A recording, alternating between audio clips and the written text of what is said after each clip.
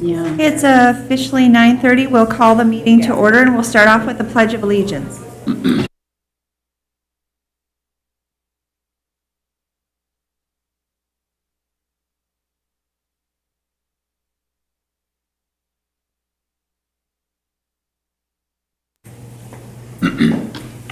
And if the Commissioner Look. Here. Commissioner Brastad. Here. Commissioner Kordiak. Here. Commissioner Silveraja. here, Commissioner Gamache. Here. Commissioner Schulte. Here. then we'll move on to tax claims and abatements. Is there a motion to approve? So moved. Been moved by Commissioner Brastad, second by Commissioner Kordiak. Further discussion? Hearing none, roll call vote. Commissioner Brastad. Aye. Commissioner Kordiak. Aye. Commissioner Silveraja. Aye. Commissioner Gamache. Aye. Commissioner Schulte. Aye. Commissioner Look. Aye. Motion carries. Then we have the review of checks issued from Finance and Central Services and from Human Services. Is there a motion to approve? So moved. Is there a second? Second. Been moved and seconded. Further discussion? Hearing none, all those in favor signify by saying aye. Aye. All those opposed? Motion carries. And we have the approval of our minutes from our June 13th County Board meeting. Is there a motion to approve? So moved.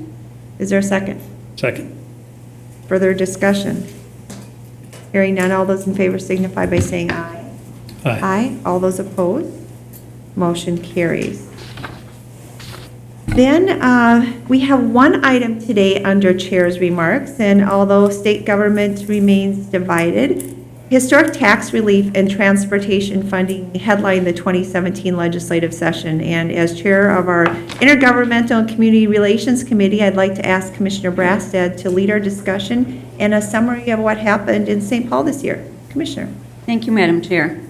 When the legislature wrapped up in late May after 5 months in session, and even taking 3 extra days, you have probably heard about some of the major items passed, such as finding a way to meet Real ID requirements and Sunday liquor sales.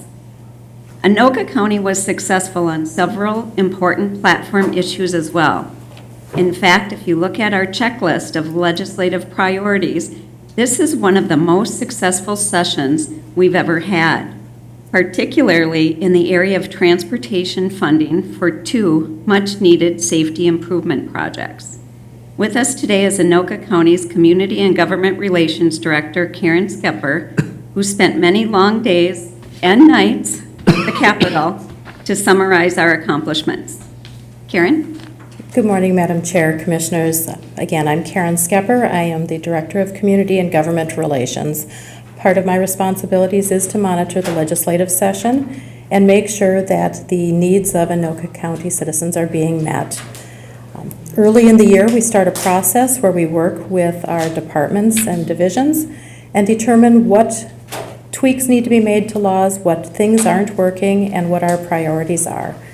The Intergovernmental Committee then works to refine that list, identifies things that we will actively lobby, things that we will support with others, and things that we'll monitor from a distance.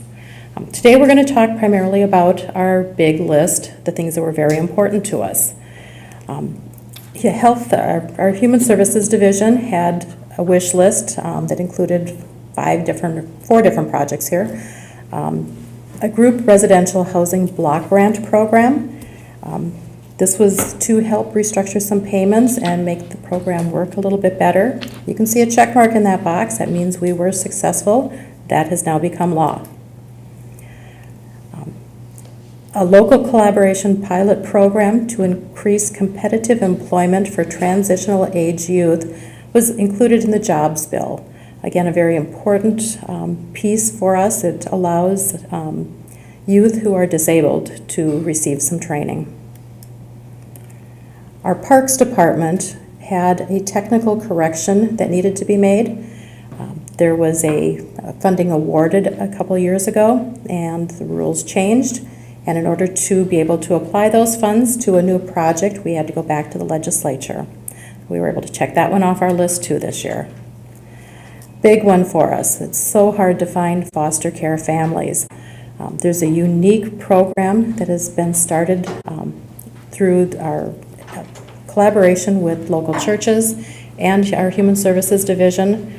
I can remember being at the hearings where different people testified in behalf of this program, and watching the amazed look on legislators' face that there was really a solution and that our faith communities could help become the answer. It was an eye-opener for a lot of for a lot of our legislators. This one passed very easily. There was nobody who opposed it. And this one baffled a lot of us at first. Child care training requirements that needed to be modified. What we learned was that, based on current law, if a family member of a licensed daycare wanted to play with their children during the daycare hours, they had to have some advanced training on sudden infant death syndrome and traumatic head injuries, even though it was their own children. So working closely with our legislative delegation, we were able to get an exemption for that piece, which makes it easier for parents to parent their own children, even if they're at their daycare, which is in their home. So it's nice to see some real nice check marks on some of our smaller bills. Now we come to the fun stuff. After several years of not having transportation funding or bonding bills, I think we were fairly successful this year. The I-35 interchange project at 97 and CASA 23 received $9 million in funding to fix the local roads near the bridge. The bridge was starting to deteriorate. MnDOT's plans were to remove the decking and rebuild it exactly as it was. Thank you to the commissioners who advocated for a better solution, and to our highway department. A new bridge will be built alongside it, which will accommodate future traffic flows, help reduce accidents, and we will be able to get this one done. It just made sense to do it the right way, rather than spend a lot of money and gained no headway. We have another check mark, state funding for railroad grade separation projects on Hanson Boulevard in Coon Rapids. Thank you, Commissioner Schulte, Commissioner Look, you both worked very hard on this. Again, it was a fairly easy sell because it's a very dangerous setting, and we've been successfully able to show that these grade separations do make a difference. Whoops, we get back to the last one on our list. Sorry about that. The Greater Minnesota Gateway US Highway 10 projects. We had a long laundry list of improvements that need to be made on Highway 10. There were no earmarks in the transportation bill, and we walked away feeling that we just didn't quite get our voices heard. But once the dust settled, it became clear that there's a new process for MnDOT. They have to have a transparent selection process, and we have a lot of reason to be very hopeful that some of these Highway 10 projects will be funded this year. So we can't quite call it a check, but I call it a probable win. In addition to that, as Commissioner Rasted said, there were some other bills that are of importance to Anoka County. The Real ID being signed into law, the Sunday liquor sales, $7 million to replace aging election equipment. Public safety, there's a new $6 million a year for the next 4 years for training reimbursement to local governments for peace officers. County program aid saw a significant increase. That will make a difference for us. It's a large enough increase, it triggers a formula change that's been needed for a long time. But again, a real win in the score sheet for all counties. Let's see here. $18 million set aside for buffer aid for counties willing to administer the program. I think the only thing that we really don't feel thrilled about is there was a large cost shift in the Health and Human Services area that we are scurrying to figure out how to manage.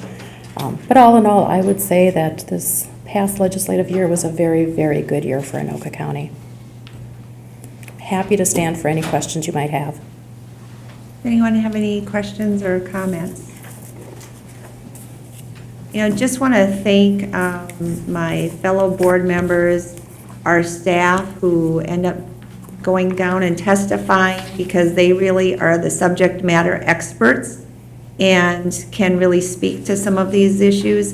And then for our lobbying team, they just do a tremendous job for us, and we are just, we have really the best of the best down there. And so, Karen, in her leadership, works very hard on coordinating a lot of the initiatives that are moving forward. Ward Ines and Dave Johnson, they do a wonderful job for us down there, and we're just very fortunate to have them. So. Madam Chair, thank you. I just wanted to also, all the great work that everyone's done right here in Anoka County, but I wanted to also reach out to Senator Abler and thank him for, I know he was very helpful in getting some of the money that's going to help clean up the WDE site again. More cleanup needs to be done, apparently. And that's good news for the city of Andover and the people in the surrounding areas, because there's the major creek that runs right alongside of that site, and I'm glad that they're going to be able to do some work on that. So I want to thank him and any of the legislators that helped work on that. I believe Representative Scott did as well. Absolutely. To get that taken care of this year, hopefully. So thank them. Thank you, Commissioner Gamache. I know that Representative Scott was making several calls on that issue for sure, and actually Speaker Doubt got involved in that as well. So appreciate certainly that support for some of those important issues. Commissioner. And Madam Chair, I do want to comment on the teamwork aspect. As I met with legislators recently at an event, there was no question. They heard Anoka County loud and clear because there were so many cohesive voices coming from our county, whether it was Karen, whether it was the elected county commissioners, or whether it was our hired lobbyists, or just fellow legislators that were lobbying on behalf of Anoka County.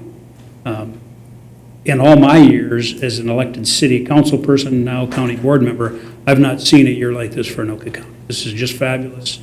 We've got ways to go. We got a lot of work to do, and I see a lot of people here that are willing to do that work. So we've got a lot to look forward to, but it certainly was a fabulous year, and Commissioner Braston did a great job of leading us through that process as our intergovernmental chair. Thank you all. Just one other project I probably should have mentioned was the City of Blaine, 105th Avenue. I know that has been a critical project, and I know that they had their lobbyists working on it. Our lobbyists were also lending a hand in that effort as well, and so very happy to be able to see that get done, and certainly don't want to miss thanking our legislators. They really went to bat for us and communicated with us on a regular basis, gave us a heads up if things were going to be impacting us, and just appreciate the fact that they really worked together on behalf of Anoka County, and we're just very proud of the delegation that we have, and very appreciative of their great work. So, all right, that concludes Chair's remarks. Thank you so much, Karen. Now, what we're going to do is go ahead and move items 9 and 10 forward on the agenda. We have guests here today and certainly want to be respectful of their time.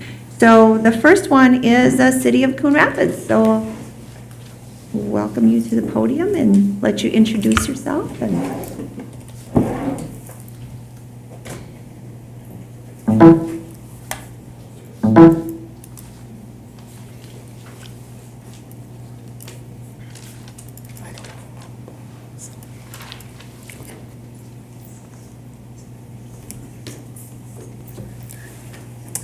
All right. Good morning, Madam Chair, members of the Commission. I'm Matt Brown, Economic Development Coordinator for the City of Coon Rapids, and I'll be very brief because I think all of you are very familiar with this particular development project, since the County Rail Authority is the seller of the land. So the city is in the process of establishing TIF District 1-32, and that is for the Riverdale Station Apartments project.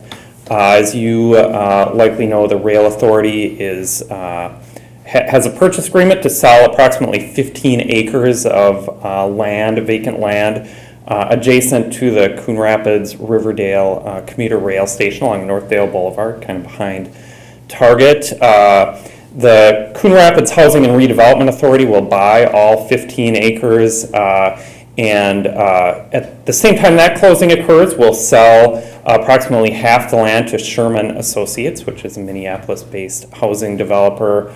The HRA will retain the remainder of the land, and Sherman will have an option to purchase that within about 3 years for a second phase of the project. So in this initial phase, Sherman proposes a 251 unit apartment project, also a small retail component. The city is establishing a housing TIF district, so that is for affordable housing. So to comply with state law, the developer will provide 20% of the units at a rent level that is affordable to households earning 50% of the area median income. The remaining 80% of the units in the project, which will include 2 different buildings, will be market rate units. So we're pretty excited that that'll be a housing type that we really haven't seen construction of in Coon Rapids in a number of years. So I think that'll help kind of diversify our housing stock, also take advantage of the transit infrastructure that's at that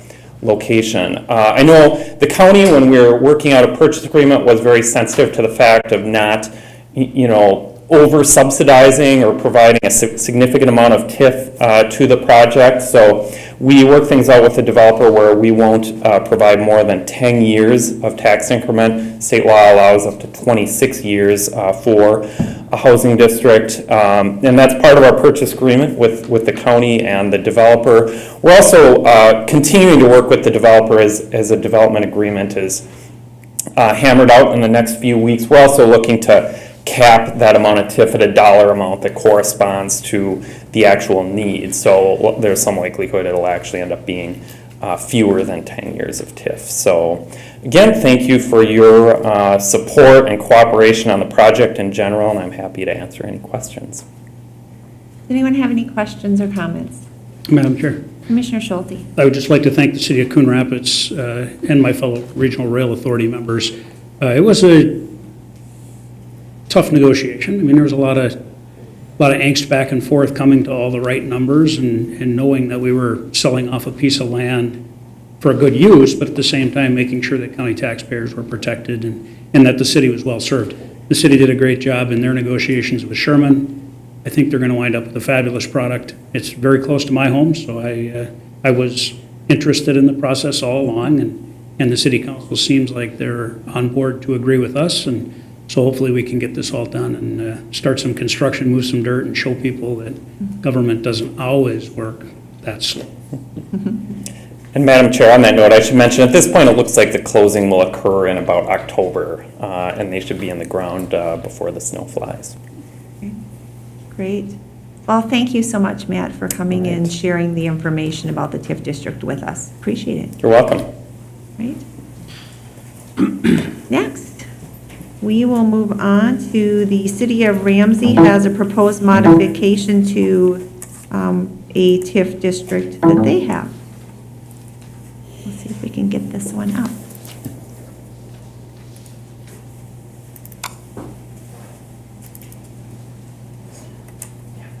There we go. Right, welcome.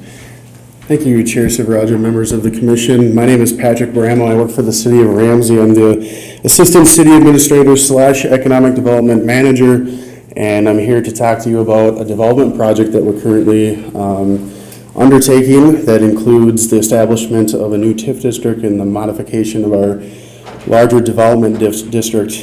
So I'm going to give a little bit of background on the project. This project actually folds into a handful of other projects that are located just northwest of the new Armstrong interchange in an area of developable land ripe for development. So I'm going to start with some background and then I'll jump into the specifics on TIF. The area that I mentioned is located just northwest of the new Armstrong interchange, which you are very familiar with. Highway 10, Armstrong Boulevard, just north of that. Bunker Lake Boulevard spans west of the core. There's about 275 acres of greenfield space available for development. The area shaded in purple is owned by one property owner. The area shaded in red is owned by another property owner. The city is proposing, a business park, a 133-acre gross size business park located on the north and south side of Bunker Lake Boulevard. Currently, we are reviewing a proposal for a nearly 300-unit subdivision just west of our proposed business park.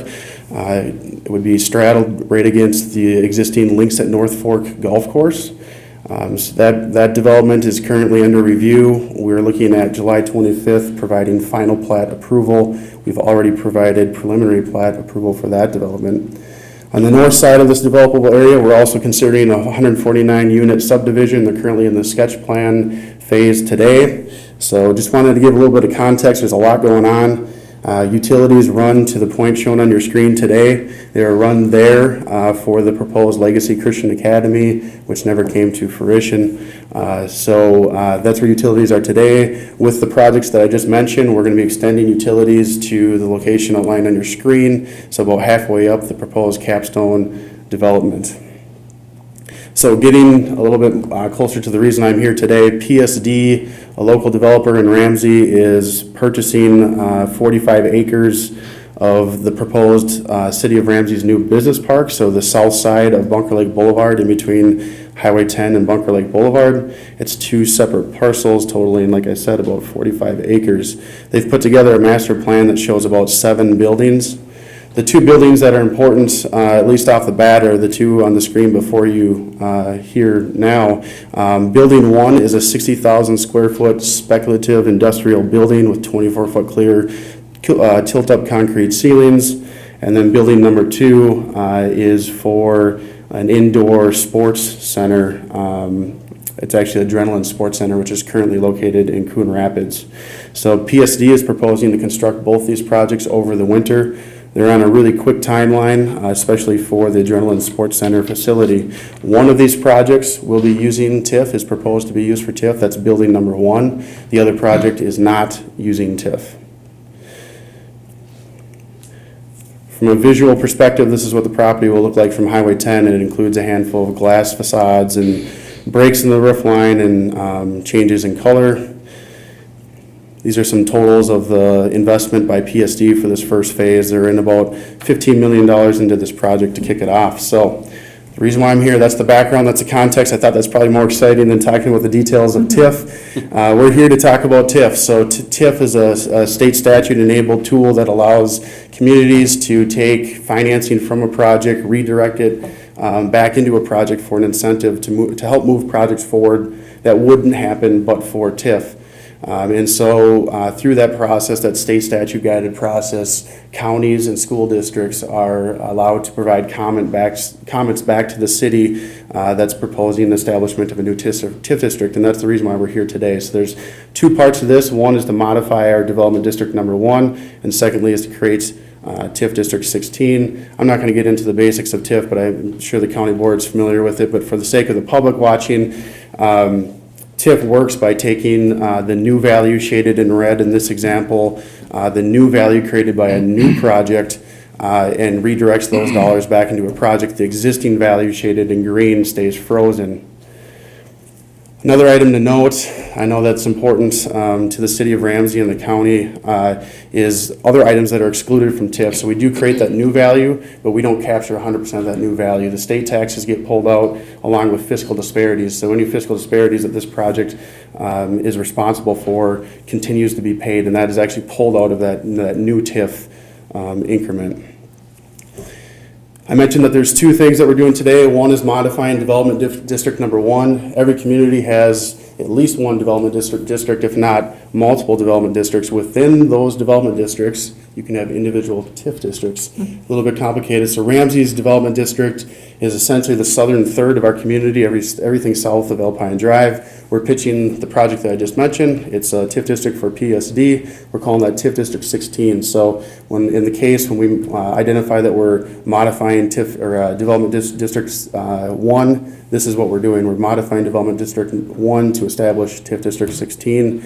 Getting down to the nitty-gritty, what are we actually providing PSD? It's pay-go TIF assistance, so that means once the developer performs and pays their taxes and constructs the building as they agreed to, we then in turn on an annual basis redirect the increment that I shaded in red back to the project, back to the developer.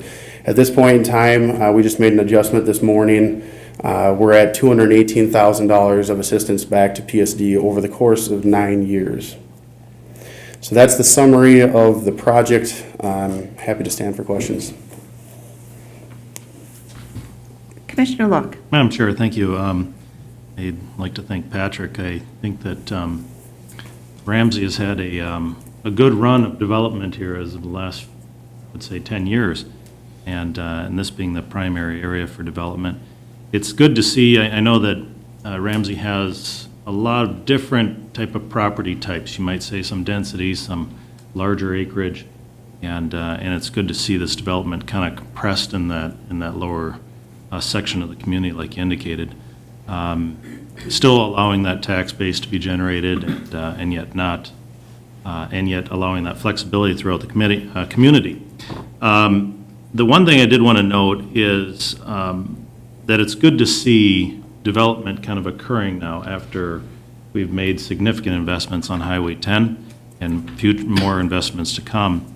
But it's good to see not only that, but in the we're kind of running a little short on commercial industrial space, and there was talk of to the south there possibly making that industrial park, but this is just as important to locate some of it here.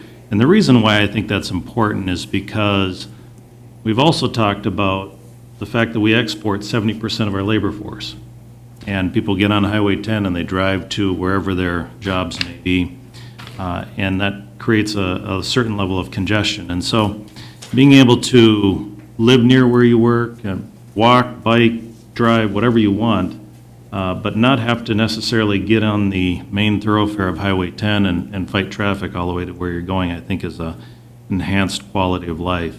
And this, I think, will bring that not only with the housing development that's proposed there, but also the increased commercial industrial. So anyways, good to see it, and glad that some developers are stepping up, and hope that Patrick, with your personality, you'll be able to sell more projects as they become available. So great job. Right. Thank you so much, Patrick. Appreciate the great information. Thank you. And the update.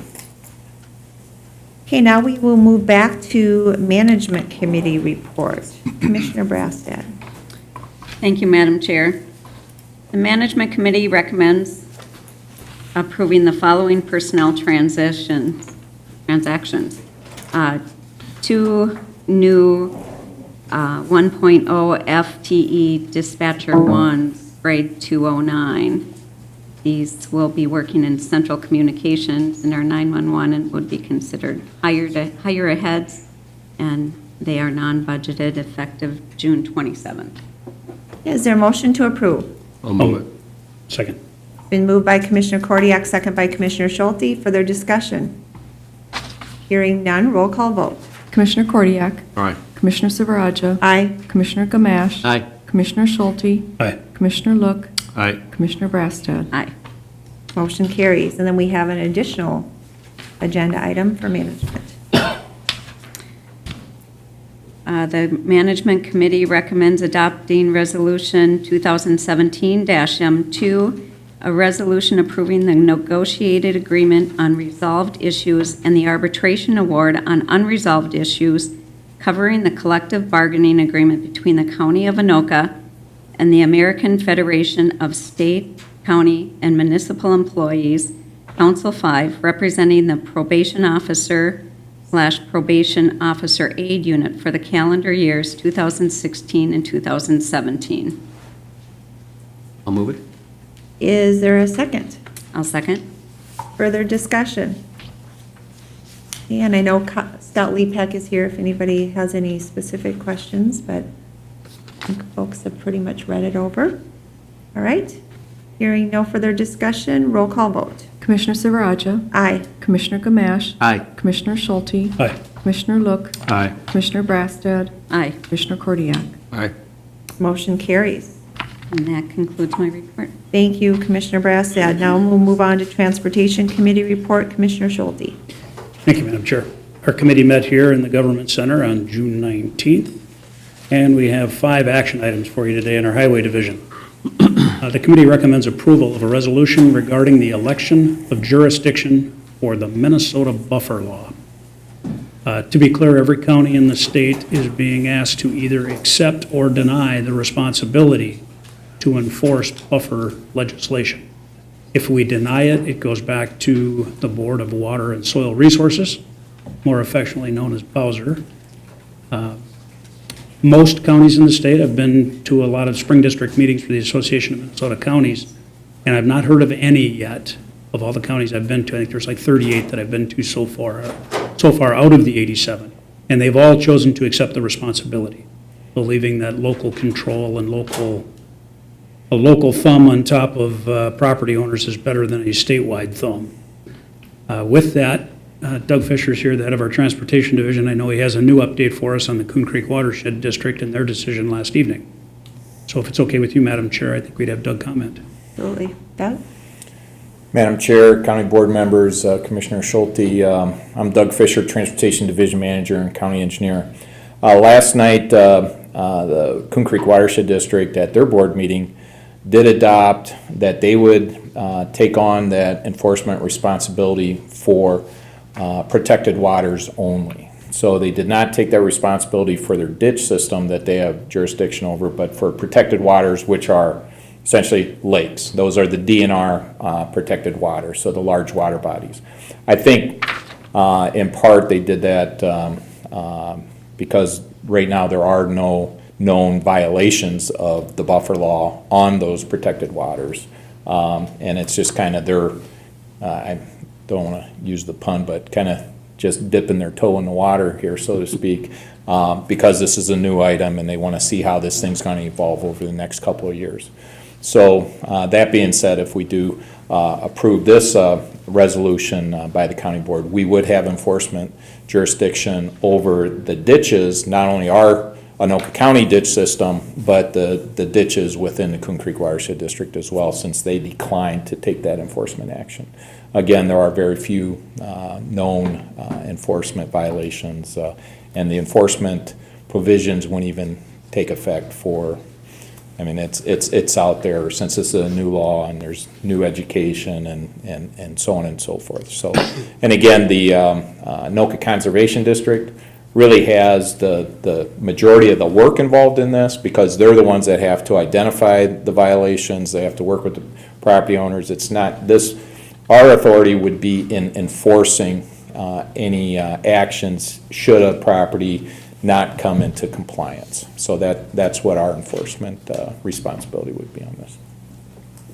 So, Madam Chair, I'll continue that our committee unanimously voted that we should take over this enforcement, knowing full well that within the law, we have a 60-day out clause, where if we determine this isn't working for us, it's too onerous, there's not enough state funds to cover the cost to do it, we could back off and say, okay, Bowser, this is yours, with 60 days notice. So with that, I would move Resolution 2017 TR16. Right, is there further discussion? Commissioner Look? Madam Chair, I did support this in the committee to bring it forward to the county board, and I do believe that it's important that we have a softer approach to enforcement than I believe other agencies might have.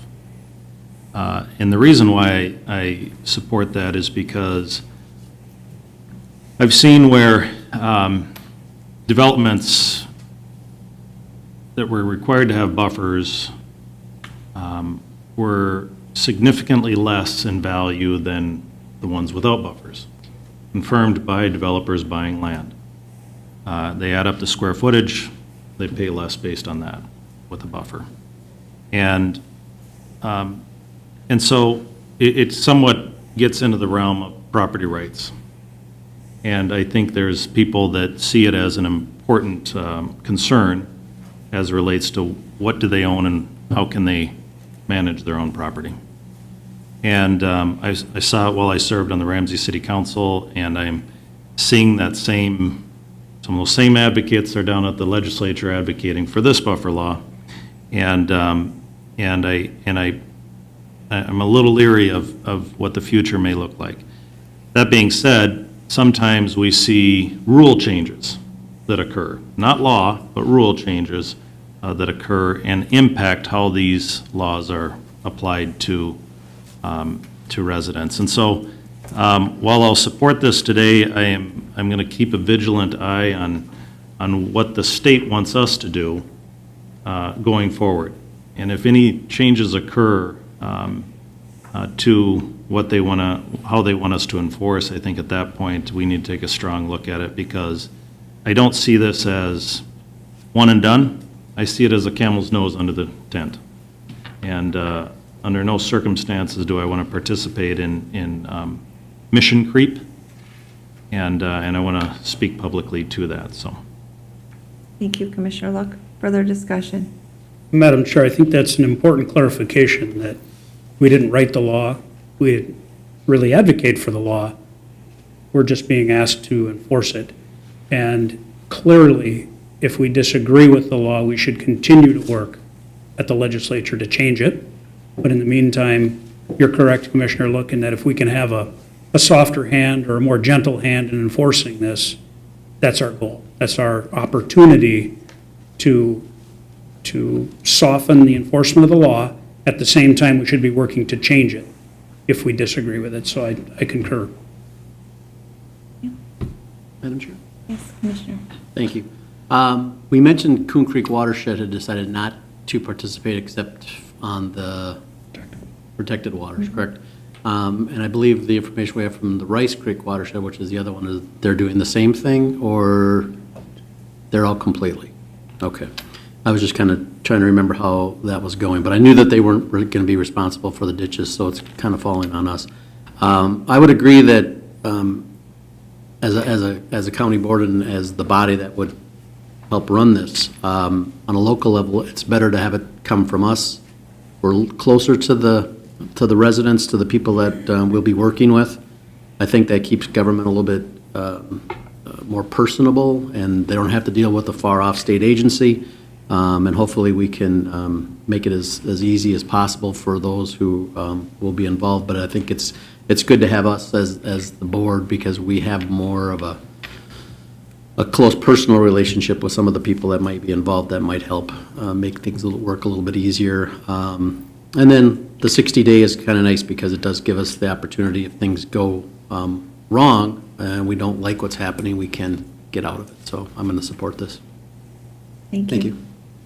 All right, all those in favor signify by saying aye. Aye. All those opposed?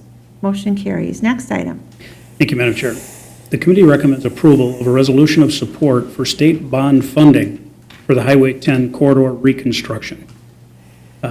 This harkens back to what Karen Skepper was talking about earlier, and that gateway corridor along Highway 10 and what we can do to get more funding or continued funding for that. Obviously, this year we worked hard, and we think we may have some opportunities through the Corridors of Commerce dollars. But aside from that, we think it's important that we get in line next year for the bonding year cycle to see if we can, the Minnesota Management and Budget Organization, MME, does summer tours with all the legislators and senators to possible funding sites for the next bonding session. We wanted to be on that tour, so we're required to have a resolution saying that we may be interested in bonds for Highway 10 and our continued projects on that corridor. Okay, is there an offer for the resolution? I will offer it. Resolution's been offered by Commissioner Look. Further discussion? Madam Chair, I'll just make a quick comment that I think even if we got significant dollars from Corridors of Commerce, it wouldn't be enough to complete this project. And so my hope is that it'll be perceived as kind of a pot-committed approach. In other words, if Corridors of Commerce comes in, there's a gap left over to finish this project, the state might be inclined then to say, let's just finish this, and we won't have to hear from these folks anymore. Or, Commissioner, sometimes if there's significant dollars from one level or another, it may attract federal dollars to be able to hopefully ultimately complete that corridor as well. So appreciate the great partnership in trying to move this forward. Madam Chair? Yeah. A final comment before the vote. Just a reminder to everybody that the Highway 10 Working Group continues to meet. It's the cities and county jurisdictions along Highway 10. and Andover. And we'll be meeting again tomorrow, I believe, and we'll continue to work on our plans for leveraging quarters of commerce dollars and how we position each and every one of our projects in the right light to gain funding to make Highway 10 that freeway it should be. Okay, thank you. All those in favor signify by saying aye. Aye. All those opposed? Motion carries. Next item. The committee recommends approval to enter into a joint powers agreement with the city of Coon Rapids for the reconditioning of Main Street from 8th Avenue in Anoka to Round Lake Boulevard in Coon Rapids. And I would move that. Is there a second? Second. Further discussion? Hearing none, roll call vote. Commissioner Gamache. Aye. Commissioner Schulte. Aye. Commissioner Look. Aye. Commissioner Brassad. Aye. Commissioner Kordiak. Aye. Commissioner Silveraja. Aye. Motion carries. Next item. On that same project, the committee recommends approval of a license agreement with Federal Cartridge on the rehabilitation of East Main Street from 8th Avenue in the city of Anoka to Round Lake Boulevard in the city of Coon Rapids, specifically for the installation of a sanitary sewer force main and a water main within our county's right-of-way. Is there a motion to approve? I'll move that. Is there a second? Second. Second by Commissioner Gamache. Further discussion? Hearing none, roll call vote. Commissioner Gamache. Aye. Commissioner Schulte. Aye. Commissioner Look. Aye. Commissioner Brassad. Aye. Commissioner Kordiak. Aye. Commissioner Silveraja. Aye. Motion carries. Next item. And item 5, the committee recommends approval to enter into a joint powers agreement with the city of Andover for the county signal painting project, specifically for costs associated with the signal at the intersection of County State Aid Highway 116, better known as Bunker Lake Boulevard, and Quinn Street. Is there a motion to approve? So moved. Is there a second? Second. Further discussion? Madam Chair. Commissioner Kordiak. Is it unusual that we would have a county board action to paint such a structure? Madam You do Chair, make them, I would ask Doug to answer, but I think it's pretty simple in that the county paints its signals regularly, and when the city requests a signal that doesn't meet full warrants, and the city actually wants to build it and is willing to pay for the installation, they also need to pay for its maintenance, and I believe that's the case here. Thank you. Madam Chair. Yes. Under further discussion, this isn't immediately related to this issue, but it is a stoplight painting related issue. I want each and every one of you, when you get an opportunity and you're on 7th Avenue and Highway 10, look at the signals on either side for the entrance ramps. I haven't talked to Doug about this, but I believe they're MnDOT signals. Look at them, look at how they're painted or not painted. They're fabulous. They're beautiful looking signals. And I think it's something we need to consider as a county board and as a transportation committee and division at some point to going to galvanized poles that never ever need maintenance. Maybe we need to talk to MnDOT and find out if that's a true statement, never ever need maintenance. But they look fabulous. I've seen them all over the state and other counties. I have to believe they're probably more expensive for their original expense. But the fact that you never ever have to paint them, they never get rusted, and they're very visible with headlights hitting them, they shine. So, again, not directly related to this issue, but tangentially enough so that I thought I would bring it. Thank you, Commissioner. Further discussion? Hearing none, roll call vote. Commissioner Schulte. Aye. Commissioner Look. Aye. Commissioner Brassad. Aye. Commissioner Kordiak. Aye. Commissioner Silveraja. Aye. Commissioner Gamache. Aye. Motion carries. Next item. Madam Chair, under our Transit Division, the committee recommends approval to enter into a contract with Voice Bus Companies for Project Fridley North Star Shuttle Service, a program to complete the last mile of transit needed to help employers around the station get their employers to work. Is there, Can I move it? sure, is there a second? I'll second. Further discussion? Madam Chair. Yes. For edification of the public watching and anyone who's not up to speed on this, this is really a project that had been started before, maybe under a little different design, but this is really about getting people to and from major employers to the North Star Station in Fridley. Those major employers being Medtronic and Cummins, and I guess I don't have them all off the top of my head, but it's going to be a fixed route, and they're going to be able to get people to and from at the times the trains come by. Last time it didn't succeed because if you recall, we were having intense trouble with North Star and BNSF and rail switches freezing up and trains being canceled and delayed. I think it was 2011 probably, if I recall correctly, but it was a pretty bitter cold year. And because of that, the buses were arriving and trains weren't there and people were missing their connections to work, and it was a real problem. We think we've got those wrinkles taken out. We think it's ready to go. So this is the transit project proposed. All right. Further discussion? Hearing none, roll call vote. Commissioner Look, Aye. Commissioner Brassad, Aye. Commissioner Kordiak. Aye. Commissioner Silveraja. Aye. Commissioner Gamache. Aye. Commissioner Schulte. Aye. Motion carries. And Madam Chair, I'll just simply comment that my report for our Transportation Committee meeting took longer than the meeting itself. With that, my report is complete. Well, it was great information, Commissioner Schulte. Now we'll move on to Finance and Capital Improvements Committee Chair Report. Commissioner Look. Thank you, Madam Chair. We have a chair report here on 3 items, 3 action items. The first is that we recommend the county board approve contract C0005806 with Sturgeon Electric Company out of Maple Grove for the completion of the Government Center Data Center UPS project in an amount not to exceed $152,950. This is a project that is part of the budget for the Unified Communications. It's a redundant UPS system to the current one that we have now, and would be required in the event that the primary failed. We'd still have phones. So with that, I'll move it. All right, is there a second? Second, Second by Commissioner Schulte. Further discussion? Madam Chair. Commissioner Schulte. UPS has nothing to do with shipping. It's uninterrupted power supply Thank you for that. for the public. All right. Further discussion? Hearing none, roll call vote. Commissioner Brassad, Aye. Commissioner Kordiak. Aye. Commissioner Silveraja. Aye. Commissioner Gamache. Aye. Commissioner Schulte. Aye. Commissioner Look. Aye. Motion carries. Next item? Madam Chair, the second item is that we recommend the county board approve contract C0005800 with Versacon Incorporated out of Brooklyn Park for the construction of the Rice Creek Chain of Lakes Park Reserve Maintenance Facility in an amount not to exceed $356,625. Funding for this is coming from the Park and Trails Legacy Grant.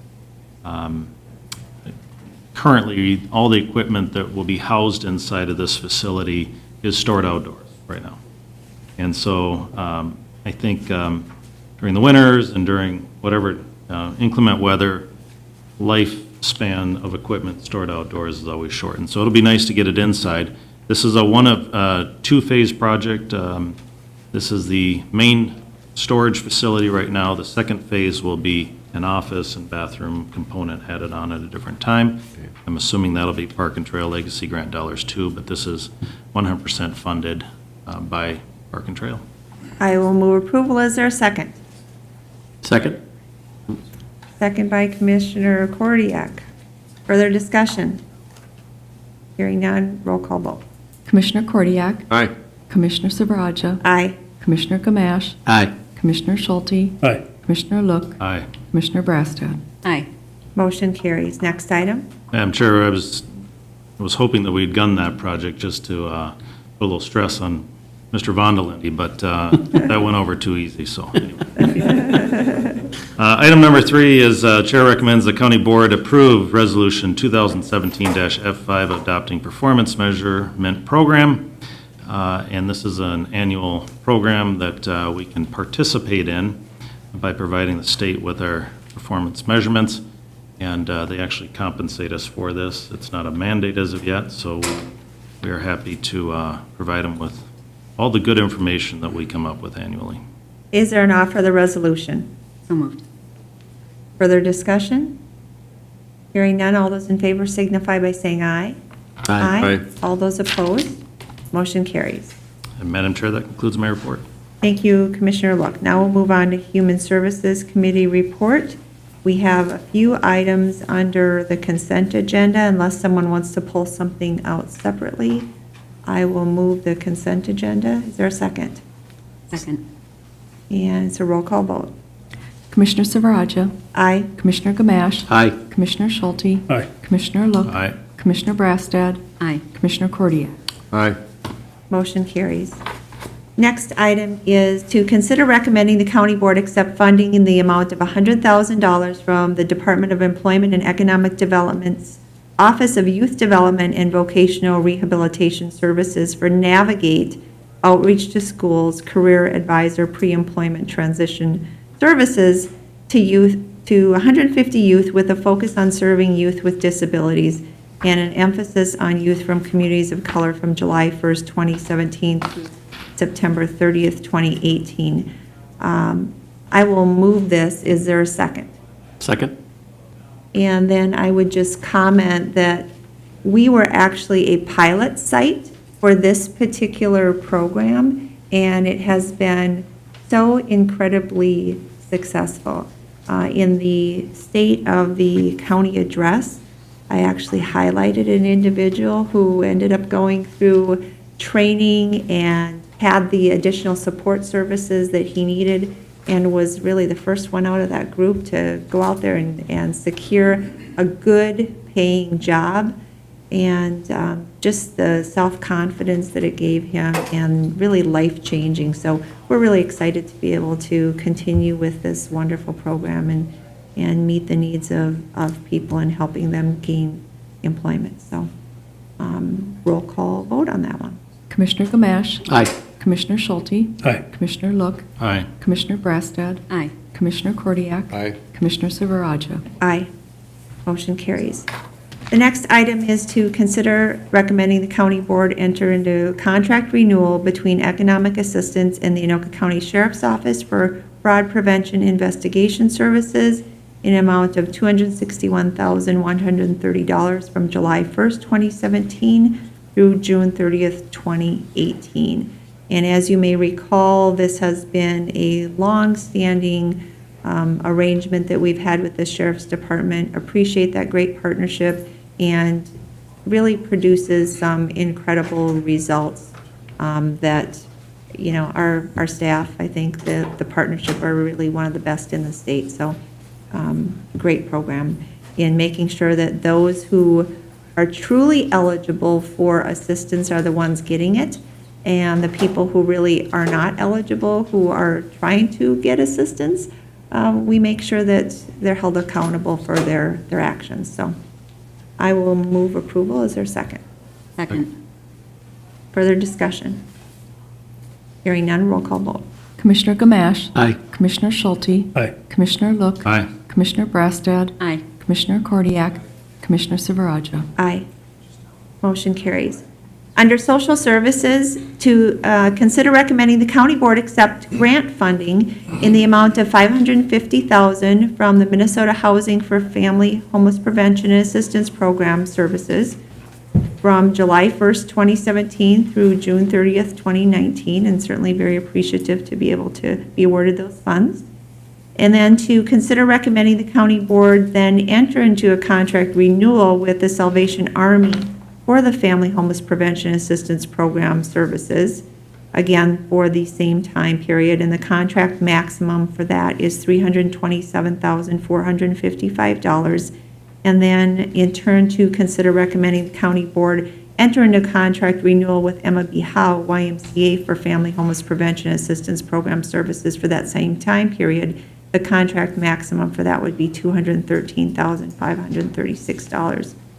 And then finally, consider recommending the county board amend and expand the contract with Lutheran Social Services in an amount not to exceed $172,600 to meet the growing demand for guardianship services through December of 2018. Then move items 6 through 9. Is there a second? Second. Further discussion? Hearing none, roll call vote. Commissioner Schulte, Aye. Commissioner Look, Aye. Commissioner Brassad, Aye. Commissioner Cordiak, Aye. Commissioner Silveraja, Aye. Commissioner Gamache. Aye. Motion carries. Under Behavioral Health, consider recommending the county board amend the contract with People Incorporated Family Life Mental Health Center to align services and rates with Minnesota healthcare programs and to update the billing to the electronic process. and clarify the sliding fee scale application. And the contract maximum remains at $153,510 from January 1st, 2017 through December 31st, 2017. The next item is to consider recommending the county board amend the following mental health crisis response services contracts. The contract with the Minnesota Department of Human Services Mental Health Division, accepting additional funding, which of course is always nice, in the amount of $51,924, and reallocated funding in the amount of $40,000 for a total amount of $91,924. And then to contract with Canvas Health to sustain and expand mental health crisis response services within Anoka County. I will move items 10 and 11. Is there a second? Second. Further discussion? Hearing none, roll call vote. Commissioner Look, Aye. Commissioner Brassad, Aye. Commissioner Kordiak, Aye. Commissioner Silveraja, Aye. Commissioner Gamache, Aye. Commissioner Schulte. Aye. Motion carries. And then finally, Resolution 2017-HS13, the Economic Assistance Bills, and I'll offer that resolution. Is there discussion? Hearing none, roll call vote. Commissioner Brassad, Aye. Commissioner Kordiak, Aye. Commissioner Silveraja, Aye. Commissioner Gamache, Aye. Commissioner Schulte, Aye. Commissioner Look. Aye. Motion carries, and that completes my report. Now we will move on to Public Safety Committee report. Commissioner Brassad. Thank you, Madam Chair. The committee recommends adoption of resolution accepting dedicated donation from Spring Lake Park Fire Department in the amount of $250 for the Anoka Safe Kids Camp. Can I offer it, Madam Chair?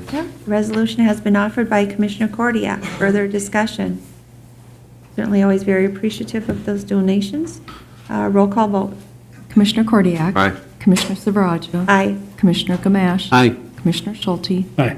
Commissioner Look. Aye. Commissioner Brassad. Aye. Motion carries. Next item. The committee recommends approval and execution of contract C0005812, agreement between the state of Minnesota and the Midwest Regional Forensic Laboratory for participation in the state DNA Index System and the National DNA Index System. And this is just brought on because of the change in the name of our forensics lab. Is there a motion to approve? Move it. Is there a second? Second? Further discussion? Hearing none, roll call vote. Commissioner Silveraja. Aye. Commissioner Gamache. Aye. Commissioner Schulte. Aye. Commissioner Look. Aye. Commissioner Brassad. Aye. Commissioner Kordiak. Aye. Motion carries. And that concludes my report. Thank you, Commissioner Brassad. Now we'll move on to Recycling and Resource Solutions Committee report. Commissioner Kordiak. Thank you, Madam Chair. Brad Fields is nearby. I think I might invite him up just to explain these two items. They're not overly complicated, but many of you know that there's been a great deal of discussion about the future role of Solid Waste Management Coordinating Board. Commissioner Look and Schulte have been engaged in those discussions, trying to figure out what the multiple counties are participating what direction they'll go. Our longtime managers are moving away. The system of recycling in all of our counties have changed. So we're trying to navigate the best solution, which we have not quite arrived at yet. So this, I think, is actions that are kind of intermediate steps as we see what time unfolds. Brad, can you comment about Sure, these? thank you, Madam Chair, Commissioners. The Coordinating Board has been going through an evaluation most of this year and have really looked at stepping back to see where we wanted to head to into the future. It's an organization that's been in place. There's 6 of the metropolitan counties are members, and it's actually been in place since the early 90s. So there's really, this year, there's going to be change in management and stuff from the consulting. And it really was an opportunity to step back and look at all the functions we were doing and really do a thorough evaluation. So we've been working on that. And at the last coordinating board meeting, there was a recommendation that was on May 31st for the counties to go back and adopt a resolution, basically doing these 2 items that you can see before you. One is extending the notification timeframe when people can notify that they would withdraw for the next year. And that would be extending that from the end of June to the end of September, basically. And then part 2, probably more importantly, was a request to actually terminate the current joint powers agreement, which is outdated. It doesn't really meet our needs any longer. In the meantime, we're working on trying to draft a new JPA that we would be bringing back to the counties that want to remain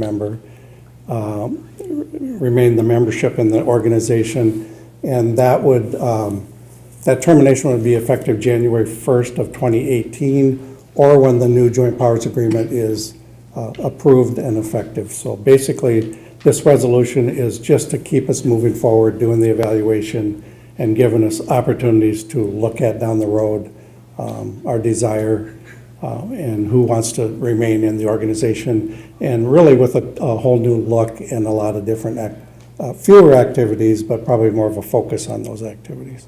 So that is basically what's before you today.